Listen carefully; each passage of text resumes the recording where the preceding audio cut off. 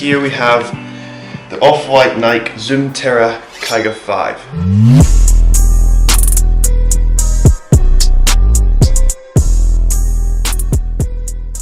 Hello and welcome back to the channel.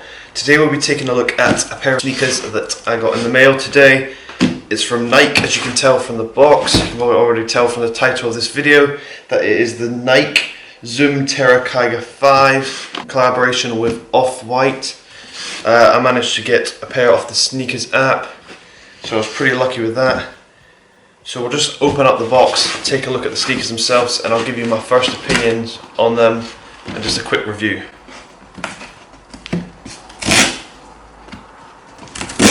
Well, that went well.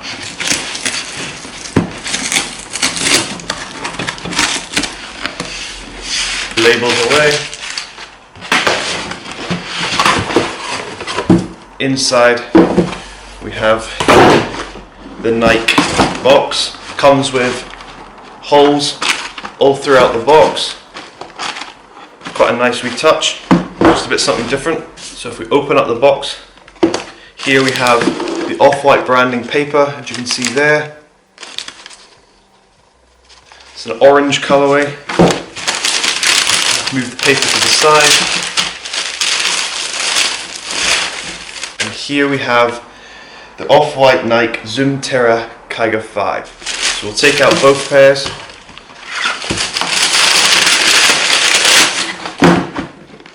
Move the box to the side. So here we have the sneakers themselves. This was a woman's colourway, a woman's sneaker. However, they did come in men's sizing as well. So this is a UK 10.5 in the men's size. In the women's size, it is a 13 for US. So tell me what you think of this sneaker. This is probably the most hyped colourway, the white colourway. It did come in a green and a black, which I will show you here. There is a bit of resale on these pairs of sneakers. I will show you that on the StockX price list just here. So you can see that there still is a bit of resale on them. It's quite a unique design. This is based on the Athlete in Progress collection by Virgil for Off-White and Nike.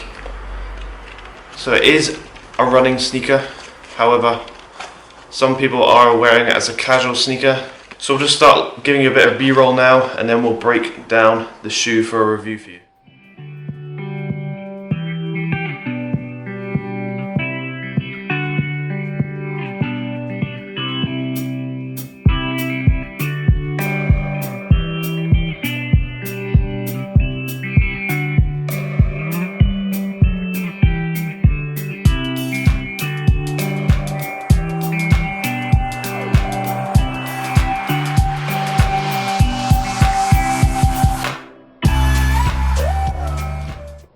So here we have the Off-White Nike Zoom Terra Kiger 5s.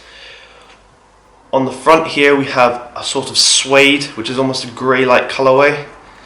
Then on the top we have a nylon mesh, which is very thin indeed. It's meant to be a lightweight sneaker because it's for running. On the outside we have the swoosh that blends over the suede, so it gives it a cracked appearance, if you can see that. At the back of the swoosh we have the Off-White orange tab, like usual on all Off-White sneakers. We have the Nike Zoom at the bottom here on the sole.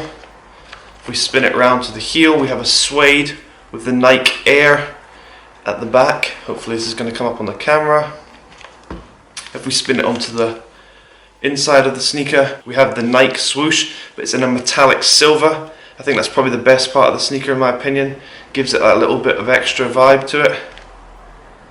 It's a very clean colourway in my opinion. We also have the Nike Off-White print, which says Off-White for Nike, Kiger, Beaverton, Oregon, USA. And again, we have more print on the sole right there. Probably the most recognizable thing about these sneakers, and probably the most controversial thing, is actually the spikes on the bottom of the sneaker. As you can see there, these are actually a soft spike, so they do bend when you walk, so it's not like a hard running spike. It just gives it a bit of traction. In my opinion, I think these sneakers would have looked a lot better if they'd removed the spikes. I think it would have been a very clean shoe taking the spikes away. However, with amount of wear, if you're going to wear these a lot, the spikes will wear down and it will look just like a normal sneaker again. On the top of the sneaker we have these rope laces that go all the way across the sneaker and loop both across both sides of the sneaker. Then underneath we have white normal laces underneath the tongue, and then we have the Nike tag at the top of a very large tongue, I must say. The tongue is very large compared to the rest of the sneaker. Both laces do have the shoelaces text on them that most off-whites do. Even the yellow ones do. They have black tipped laces, but they have the shoelaces written just at the edge there. If we look at the left side where the tag is, you can see it's an almost felt-like tag. There is no text on the tag whatsoever. You can see that on both sides. There's no text at all. It's just a felt-like tag completely. I like the colorway they did. I like the green. I think it goes well with the sneaker. Gives it a little bit of contrast. I won't be wearing these as these are too big, so I can't really give you an on foot of that because it will just look ridiculous. I'll just look like I have clown feet. However, let me know down in the comments if you copped and what you think of them. I'll probably just sell these because they're not my size. If they were my size, I probably would have worn them. I think this colorway is probably the most wearable. I'm not a big fan of the green colorway at all that I've seen reviewed on a few other channels. The white one's probably the best one. Then the black would probably be quite easy to wear. And finally that green one I think would be very tricky to match with a few outfits. I think Nike and Off-White are going to do a few more of these athlete in progress sneakers. I'm not too sure how they will turn out and how the resale will be. This is probably going to be one of the best. But let me know what you think about the sneaker. Do you like it? Do you hate it? There's quite a lot of mixed opinions on it. The spikes are definitely an off-putting factor for me, but the sneaker itself is quite a nice design. I'm a big fan of that metallic silver swoosh on the inside. I also like the overlaying rope laces on the top.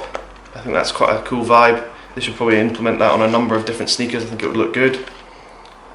But that will pretty much be it for the end of the review. I'll give you a little bit more B-roll just to end it off.